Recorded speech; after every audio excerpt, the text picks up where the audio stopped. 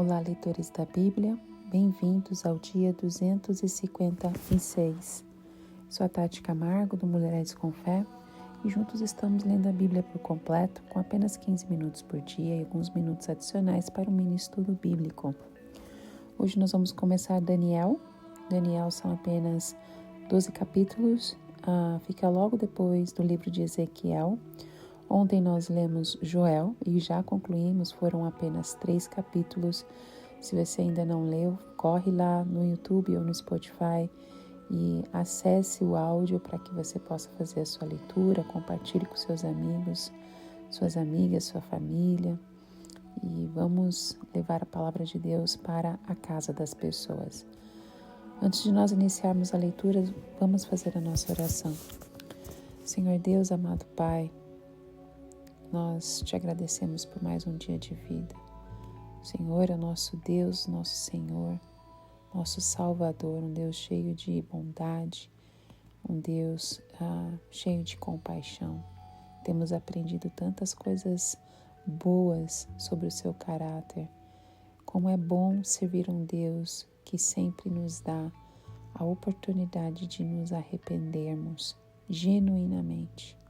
Obrigado, Senhor. Continue trabalhando nas nossas vidas, que a leitura de hoje nós possamos entender o que o Senhor está falando conosco através do Teu Espírito Santo, nos dê entendimento, compreensão, sabedoria. Abra os nossos olhos espirituais, abra o nosso entendimento, Senhor, e que nós possamos viver Tua palavra em nosso dia a dia. Fale conosco, nos mude, proteja nossas famílias, tudo para a Tua honra e Tua glória. Em nome de Jesus. Amém. Daniel capítulo 1. Daniel na Babilônia. No 3º ano do reinado de Jeoaquim, rei de Judá, Nabucodonosor, rei da Babilônia, veio a Jerusalém e a sitiou. E o Senhor entregou a Jeoaquim, rei de Judá, nas suas mãos, e também alguns dos utensílios do templo de Deus. Ele levou os utensílios para o templo do seu Deus na terra de Sinear, e os colocou na casa do tesouro do seu Deus. Depois o rei ordenou a Aspenaz, chefe dos oficiais da sua corte, que trouxesse alguns dos israelitas da família real e da nobreza, jovens sem defeito físico e de boa aparência, cultos inteligentes, que dominassem os vários campos do conhecimento e fossem capacitados para servir no palácio do rei. Ele deveria ensinar-lhes a língua e a literatura dos babilônios. De sua própria mesa, o rei designou-lhes uma porção diária de comida e de vinho. Eles receberiam um treinamento durante 3 anos e depois disso passariam a servir o rei. Entre esses estavam alguns que vieram de Judá: Daniel, Ananias, Misael e Azarias.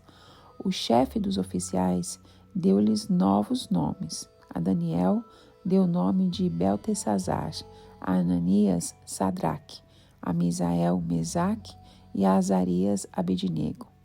Daniel, contudo, decidiu não se tornar impuro com a comida e com o vinho do rei, e pediu ao chefe dos oficiais permissão para se abster deles. E Deus fez com que o homem fosse bondoso para com Daniel e tivesse simpatia por ele. Apesar disso, ele disse a Daniel: tenho medo do rei, o meu senhor, que determinou a comida e a bebida de vocês, e se ele os achar menos saudáveis que os outros jovens da mesma idade, o rei poderia pedir a minha cabeça por causa de vocês. Daniel disse então ao homem que o chefe dos oficiais tinha encarregado de cuidar dele e de Ananias, Misael e Azarias: peço-lhe que faça uma experiência com seus servos durante 10 dias. Não nos dê nada além de vegetais para comer e água para beber. Depois compare a nossa aparência com a dos jovens que comem a comida do rei e trate os seus servos de acordo com o que você concluir. Ele concordou e fez a experiência com eles durante 10 dias. Passados 10 dias, eles pareciam mais saudáveis e mais fortes do que todos os jovens que comiam a comida na mesa do rei. Assim, o encarregado tirou a comida especial e o vinho que haviam sido designados e, em lugar disso, lhes dava vegetais. A esses 4 jovens, Deus deu sabedoria e inteligência para conhecerem todos os aspectos da cultura e da ciência. E Daniel, além disso, sabia interpretar todo tipo de visões e sonhos. Ao final do tempo estabelecido pelo rei para que os jovens fossem trazidos à sua presença, o chefe dos oficiais os apresentou a Nabucodonosor. O rei conversou com eles e não encontrou ninguém comparável a Daniel, Ananias, Misael e Azarias, de modo que eles passaram a servir o rei. O rei lhe fez perguntas sobre todos os assuntos que exigiam sabedoria e conhecimento, e descobriu que eram 10 vezes mais sábios do que todos os magos e encantadores de todo o seu reino. Daniel permaneceu ali até o 1º ano do rei Ciro. Daniel capítulo 2. O sonho de Nabucodonosor. No 2º ano do seu reinado, Nabucodonosor teve sonhos. Sua mente ficou tão perturbada que ele não conseguia dormir. Por isso o rei convocou os magos, encantadores, os feiticeiros e os astrólogos para que lhe dissessem o que ele havia sonhado. Quando eles vieram e se apresentaram ao rei, este lhes disse: "Tive um sonho que me perturba e quero saber o que significa." Então os astrólogos responderam em aramaico ao rei: "Ó rei, vive para sempre. Conta o sonho aos teus servos e nós o interpretaremos." O rei respondeu aos astrólogos: "Esta é a minha decisão.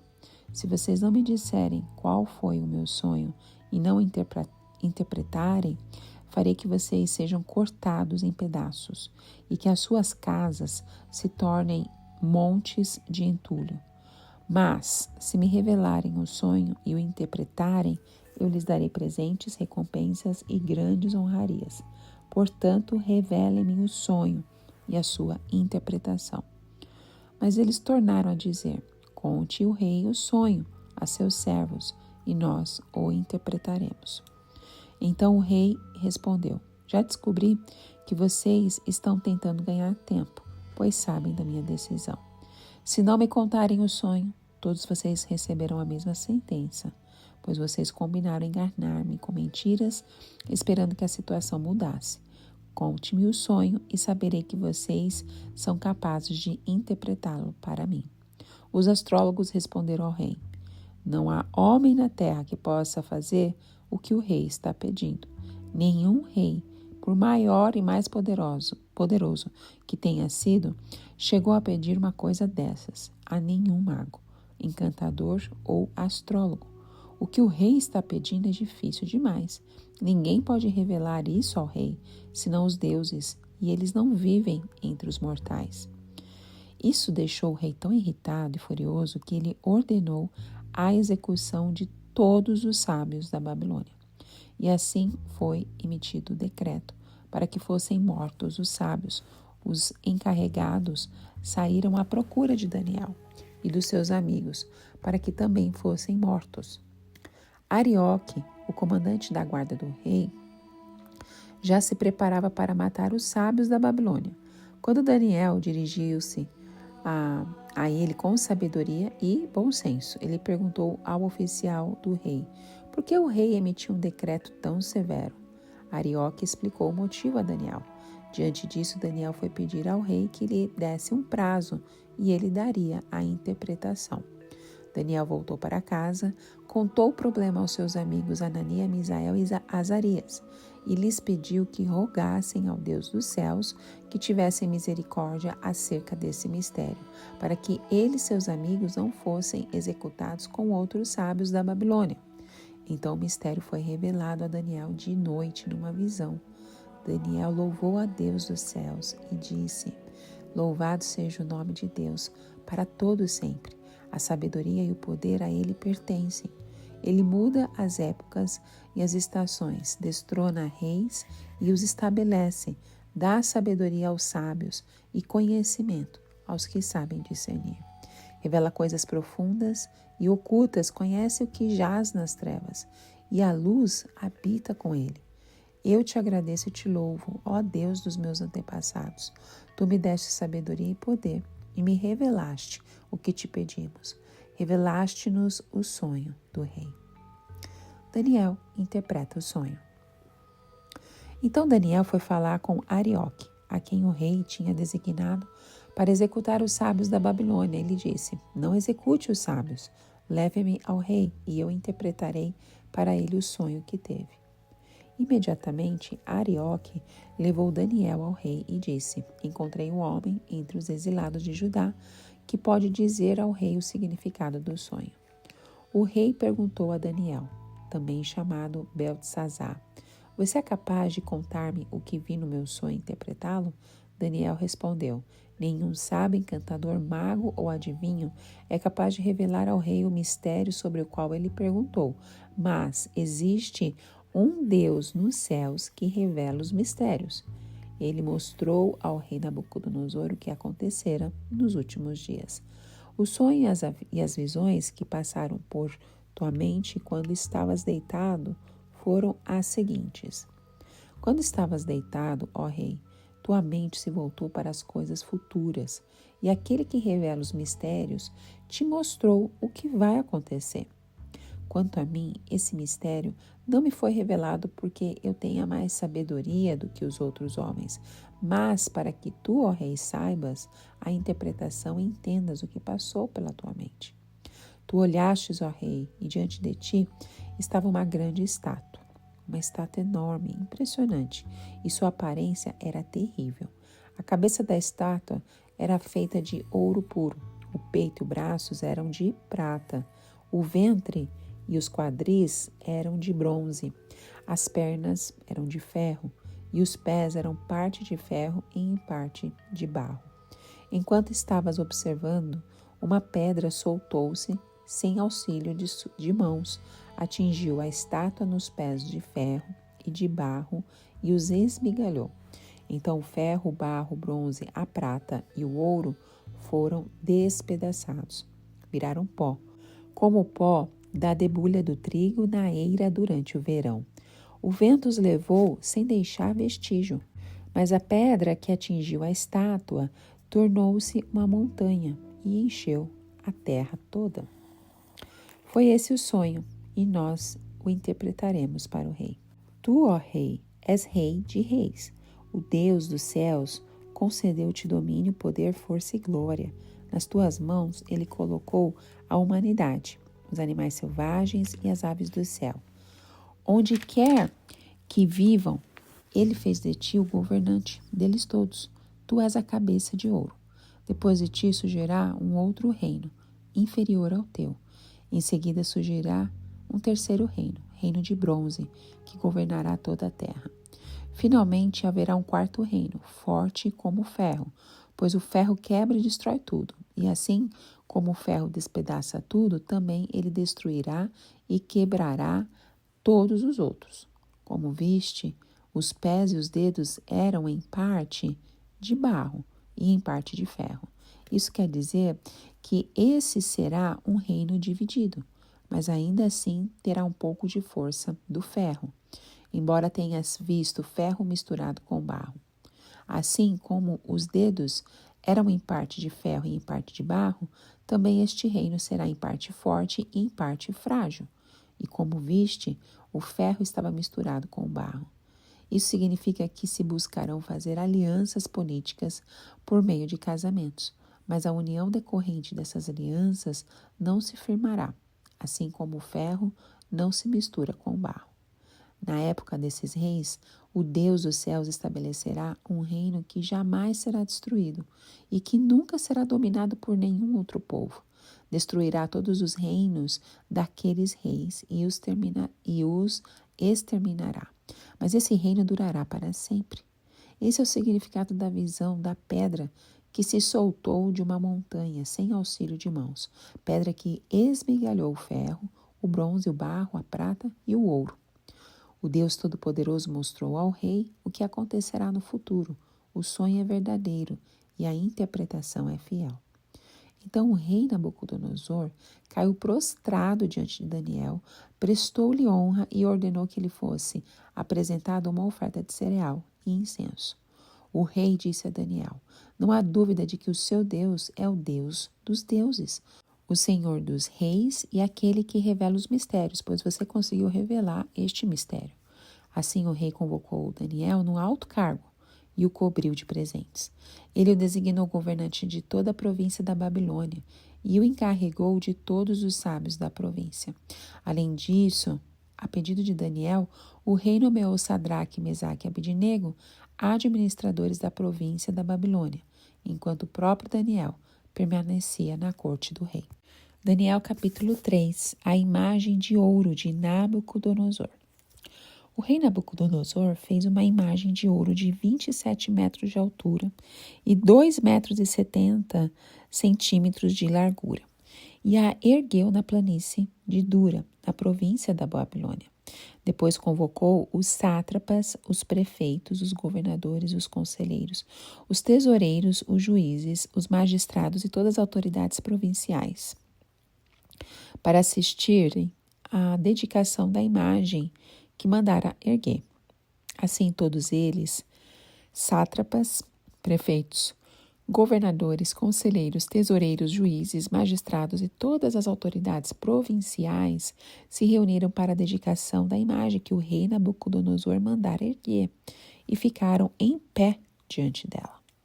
Então o arauto proclamou em alta voz: Esta é a ordem que lhes é dada, os homens, ó homens de todas as nações, povos e línguas. Quando ouvirem o som da trombeta, do pífaro, da cítara, da harpa, do saltério, da flauta dupla e de toda espécie de música, prostrem-se em terra e adorem a imagem de ouro que o rei Nabucodonosor ergueu. Quem não se prostrar em terra e não adorá-la, será imediatamente atirado numa fornalha em chamas. Por isso, logo que ouvir o som da trombeta, do pífaro, da cítara, da harpa, do saltério e de toda espécie de música, os homens de todas as nações, povos e línguas prostraram-se em terra e adoraram a imagem de ouro que o rei Nabucodonosor mandara erguer. Nesse momento, alguns astrólogos se aproximaram e denunciaram os judeus, dizendo ao rei Nabucodonosor: Ó rei, vive para sempre. Tu emitiste um decreto, ó rei, ordenando que todo aquele que ouvisse o som da trombeta, do pífaro, da cítara, da harpa, do saltério, da flauta dupla e de toda espécie de música se prostrasse em terra e adorasse a imagem de ouro, e que todo aquele que não se prostrasse em terra e não a adorasse seria atirado numa fornalha em chamas. Mas há alguns judeus que nomeaste para administrar a província da Babilônia, Sadraque, Mesaque e Abednego, que não te dão ouvidos, ó rei. Não prestam culto aos teus deuses, nem adoram a imagem de ouro que mandastes erguer. Furioso, Nabucodonosor mandou chamar Sadraque, Mesaque e Abednego. E assim que eles foram conduzidos à presença do rei, Nabucodonosor lhes disse: É verdade, Sadraque, Mesaque e Abednego, que vocês não prestam culto aos meus deuses, nem adoram a imagem de ouro que mandei erguer? Pois agora, quando vocês ouvirem o som da trombeta, do pífaro, da cítara, da harpa, do saltério e da flauta dupla e de toda espécie de música, se vocês se dispuserem a prostrar-se em terra e a adorar a imagem que eu fiz, será melhor para vocês. Mas se não a adorarem, serão imediatamente atirados numa fornalha em chamas. E que Deus poderá livrá-los das minhas mãos? Sadraque, Mesaque e Abednego responderam ao rei: Ó Nabucodonosor, não precisamos defender-nos diante de ti. Se formos atirados na fornalha em chamas, o Deus a quem prestamos culto pode livrar-nos, e ele nos livrará das tuas mãos, ó rei. Mas se ele não nos livrar, saiba, ó rei, que não prestaremos culto aos teus deuses, nem adoraremos a imagem de ouro que mandastes erguer. Nabucodonosor ficou tão furioso com Sadraque, Mesaque e Abednego que o seu semblante mudou.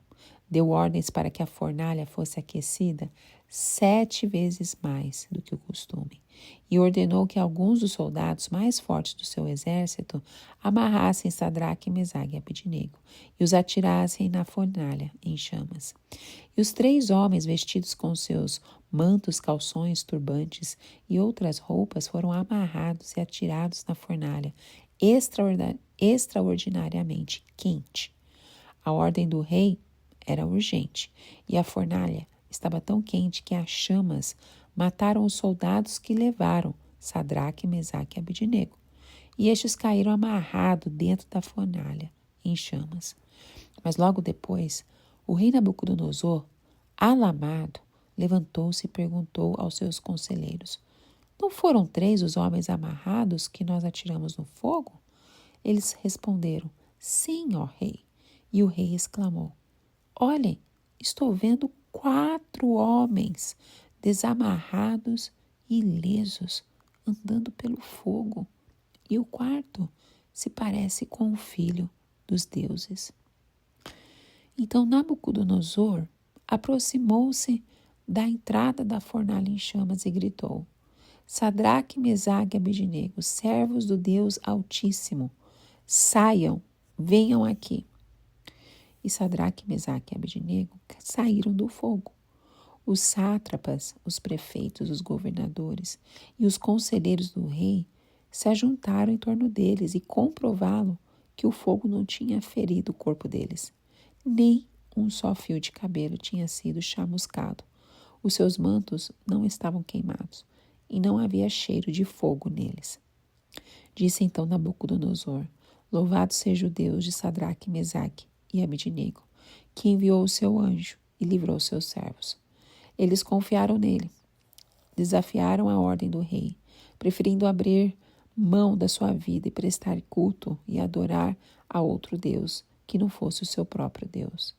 Por isso, eu decreto que todo homem, de qualquer povo, nação e língua, que disser alguma coisa contra o Deus de Sadraque, Mesaque e Abednego, seja despedaçado e sua casa seja transformada em montes de entulho, pois nenhum outro Deus é capaz de livrar alguém dessa maneira. Então, o rei promoveu Sadraque, Mesaque e Abednego na província da Babilônia. Amém. Quem foi o profeta Daniel? Este livro leva o título simples, Daniel, não apenas porque ele é um dos personagens principais retratados no livro, mas ainda porque segue um costume, embora não consistente, de afixar o nome do autor ao livro. Pouco se sabe sobre os antecedentes familiares de Daniel. Pelo testemunho de seus contemporâneos, ele era conhecido por sua justiça e sua sabedoria. Ele é mencionado nessas passagens com Noé e Jó, que eram pessoas históricas. Então Daniel também era uma pessoa histórica, não um personagem fictício. Daniel nasceu na família real e era de origem nobre. Ele era fisicamente bonito e mentalmente inteligente. Ele viveu pelo menos até o 3º ano de Círio, isto é, até 536 a.C. Portanto, ele deve ter sido um jovem quando foi levado cativo por Nabucodonosor em 605 a.C. Se ele tinha 16 anos quando capturado, ele tinha cerca de 85 anos no 3º ano de Ciro. Em Daniel capítulo 1, o profeta nos mostra como os nobres de Israel foram levados como cativos após a invasão da Babilônia. O objetivo de Nabucodonosor era tornar a sua nação cada vez mais poderosa. Sendo assim, seus primeiros escravos eram as mentes pensantes de cada povo conquistado. Estes deveriam comer e beber a mesma comida do rei e durante 3 anos serem preparados para uma espécie de concurso público federal. Quando confrontado por essa situação, Daniel e seus amigos decidiram não se contaminar com as comidas e as bebidas babilônicas. Isto é um grande exemplo para nós. Hoje, muitos cristãos acreditam que seja normal ingerir bebida alcoólica, participar de banquetes de impiedade, como festas, festivais, etc. A postura de Daniel nos mostra que não importa onde estamos, se em casa, na igreja, em outra nação, perto de pastor, enfim. Se eu amar a Deus, eu vou ser fiel a Ele. A decisão de Daniel agrada a Deus. É sobre isso. Este abre as portas para que a decisão do seu servo possa ser mantida. Um dos servos do rei aceita servir apenas legumes e água aos jovens israelitas. Não estamos sozinhos em nossa jornada cristã. Há um Deus no céu poderoso e disposto a cuidar de nós, disposto a honrar a fidelidade dos seus servos. Observe que ninguém sugeriu que os jovens deviam fazer isso.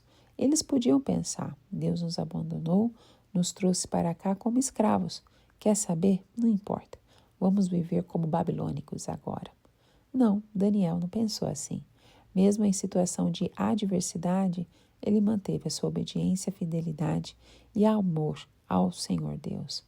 Daniel, em 1, encerra mostrando a fidelidade de Deus com aqueles que decidem honrá-lo. Ao examinar os jovens através de perguntas difíceis, comportamentos e saúde, o rei ficou espantado. Isto ocorreu porque Daniel, Ananias, Misael e Azarias foram considerados 10 vezes melhores que os outros jovens que estavam na Babilônia. Honre a Deus, que com certeza você encontrará o favor do Senhor. Em Daniel 2, nós vamos ver o sonho de Nabucodonosor. No segundo ano do seu reinado, Nabucodonosor teve sonhos, dos versículos 1 a 3. Deus revela então a sua soberania de maneiras extraordinárias. Da mesma forma, cria oportunidades magníficas para o seu povo. Logo após a ascensão de Nabucodonosor ao trono, ele foi atormentado por um sonho recorrente.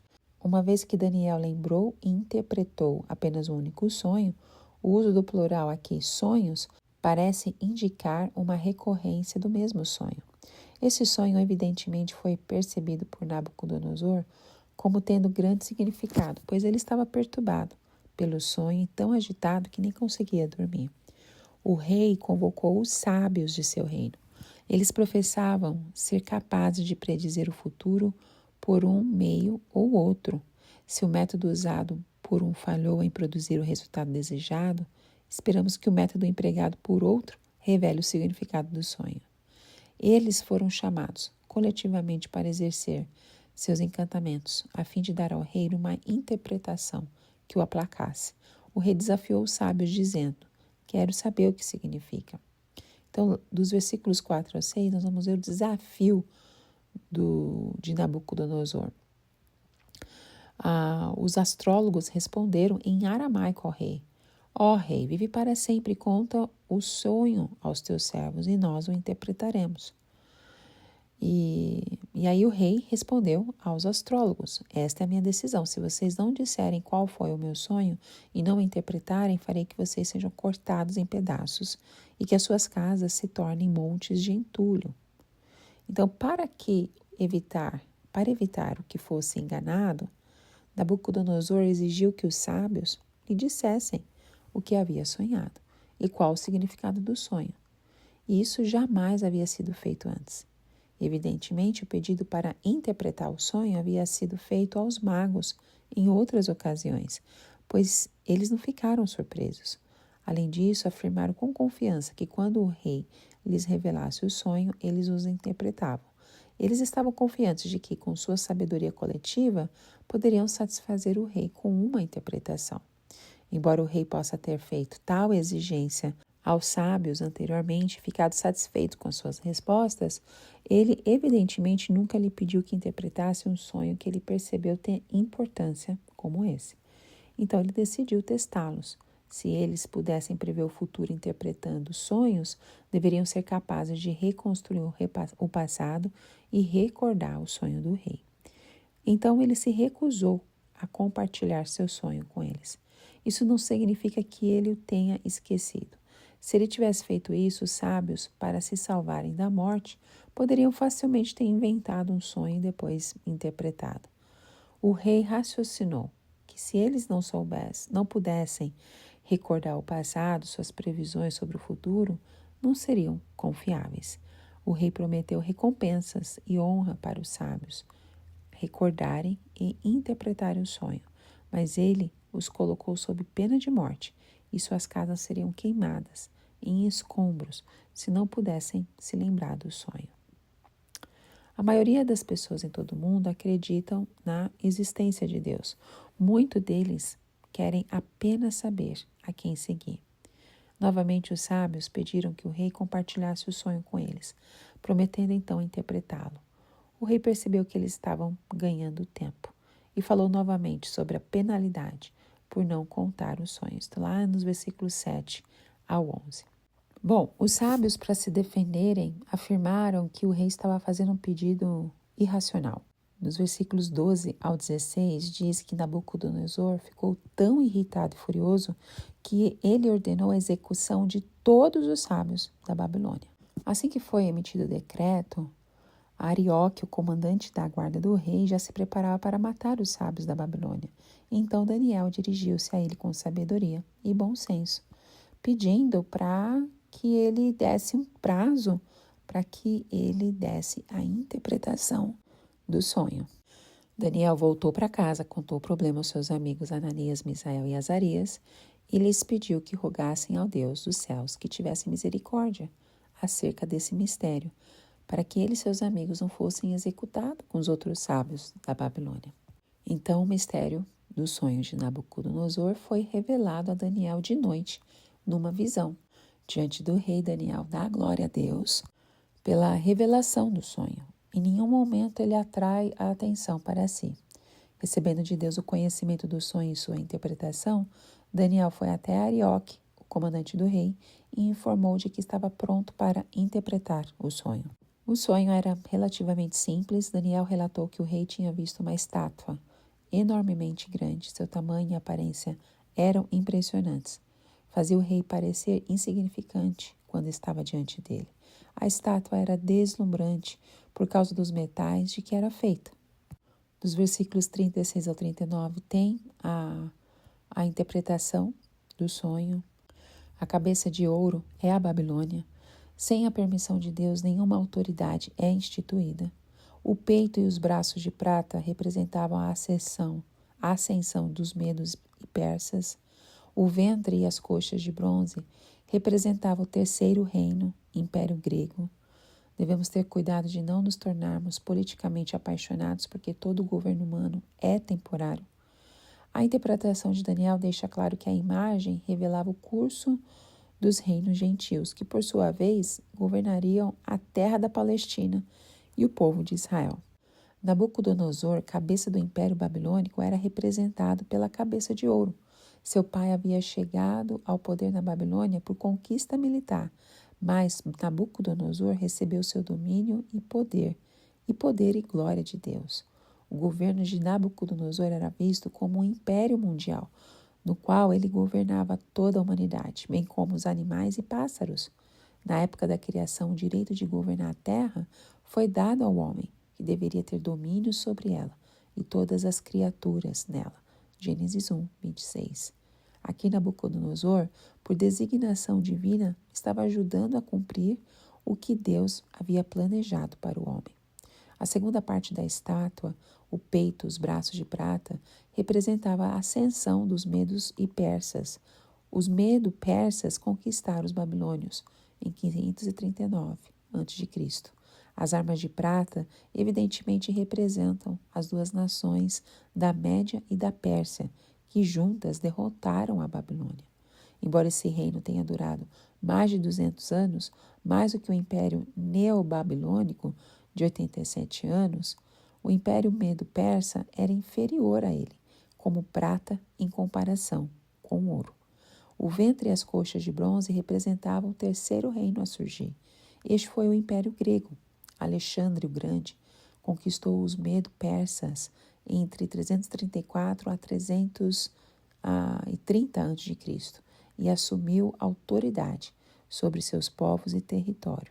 Pelas conquistas de Alexandre, ele estendeu o Império Grego até o leste, até a porção noroeste da Índia, um extenso império que aparentemente estava sobre toda a terra. As pernas de ferro representam o Império Romano. Este quarto reino conquistou o Império Grego em 63 a.C. Embora o Império Romano fosse dividido em duas pernas e culminou em uma mistura de ferro e barro, era um império. Este império foi caracterizado por sua força, pois o ferro é mais forte que o bronze, a prata e o ouro. O Império Romano foi mais forte do que qualquer um dos impérios anteriores e esmagou todos os impérios que a precederam. Roma, em sua cruel conquista, engoliu as terras e os povos que faziam parte dos 3 impérios anteriores e assimilou essas terras e povos em si. O império começou como Ferro regrediu a um estado de barro misturado com ferro. Esta mistura fala de fraqueza e deterioração progressivas. Dois metais juntos formam uma liga que pode ser mais forte do que qualquer um dos metais individualmente. Mas ferro e barro não podem ser misturados. Se o ferro e o barro são colocados aquecidos até o ponto de fusão e despejados em um molde, quando um vazamento esfria, o ferro e o barro permanecem separados. A argila pode ser quebrada, o que deixa uma fundição fraca. O Império Romano foi caracterizado pela divisão, era um reino dividido, e pela deterioração, era parcialmente forte e parcialmente frágil. Embora Roma tenha conseguido conquistar os territórios sob sua influência, nunca conseguiu unir os povos para formar um império unido. Nesse sentido, o povo era uma mistura e não estava unido. Daniel então se concentrou na derrubada desses reinos. O tempo desses reis pode referir-se aos 4 impérios, ou mais provavelmente refere-se ao tempo dos 10 dedos dos pés, versículo 42. Uma vez que os primeiros 4 reinos não existiam ao mesmo tempo, que aparentemente os dedos dos pés existirão. Nabucodonosor tinha visto uma pedra bater e quebrar a imagem. A estátua foi destruída pela rocha, não por mãos humanas. Nas Escrituras, uma pedra geralmente se refere a Jesus, o Messias de Israel. Deus, que havia entronizado Nabucodonosor e transferiria a autoridade da Babilônia para o Medo-Pérsia, depois para a Grécia e finalmente para Roma, um dia investirá poder político em um rei que governará a terra, submetendo-se à sua autoridade, culminando assim o destino original de Deus para o homem. No sonho de Nabucodonosor, a rocha que fere tornou-se uma montanha que encheu toda a terra. Então, Daniel explicou que os 4 impérios que governariam a terra e o povo de Israel não seriam destruídos por meios humanos, mas sim pela vinda do Senhor Jesus Cristo, a pedra que golpeava. Quando ele vier, ele estabelecerá o reino messiânico prometido a Israel por meio de Davi. Em seu retorno, ele subjugará todos os reinos a si mesmo, trazendo-os assim ao fim. Então, ele governará para sempre, no milênio e no estado eterno. E em Daniel capítulo 3, vemos um dos episódios mais famosos da Bíblia, Sadraque, Mesaque e Abednego numa fornalha ardente. Tudo começou com mais uma atitude narcisista do rei Nabucodonosor. Desta vez, impulsionado por suas conquistas e pela glória da Babilônia, ele decide fazer uma estátua de ouro e ordena que todos a reverenciem. Para os que pensassem em desobedecer, ele deixou um aviso: quem não se prostrar em terra e não adorá-la será imediatamente atirado numa fornalha em chamas. O que houve é que quando todos deveriam prostrar-se diante da estátua, Sadraque, Mesaque e Abednego permaneceram de pé. É uma grande lição para nós. Muitos cristãos se prostram diante da pressão do mundo, muitas vezes por coisas tão pequenas, um namoro, um sentimento, um desejo, um pensamento, enfim. Os amigos de Daniel devem ser inspiração para nós. Mesmo com as suas vidas em perigo, eles não abandonaram a sua fé. Se mantiveram de pé e honraram a Deus. Isto desagradou e muito ao rei que deu ordem para que a fornalha fosse 7 vezes mais aquecida. Sadraque, Mesaque e Abednego foram lançados dentro dela. Contudo, um 4º homem apareceu dentro dela e era semelhante, um filho dos deuses. Glória a Deus! O Senhor não nos desampara. Se confiarmos nele e dependermos inteiramente do seu grande amor, ele nos mostra suas maravilhas. Sadraque, Mesaque e Abednego saíram completamente ilesos da fornalha. Nem cheiro de queimadura ou fumaça, nem um fio de cabelo foi chamuscado. Amém. Que Deus continue falando conosco através desse maravilhoso livro de Daniel, para que o Senhor nos dê a fidelidade que Sadraque, Mesaque, Abednego, Daniel tiveram diante das provações, que possamos manter a nossa fé e que o Espírito Santo nos ajude em nome de Jesus. Te encontro no próximo áudio. Tchau, tchau.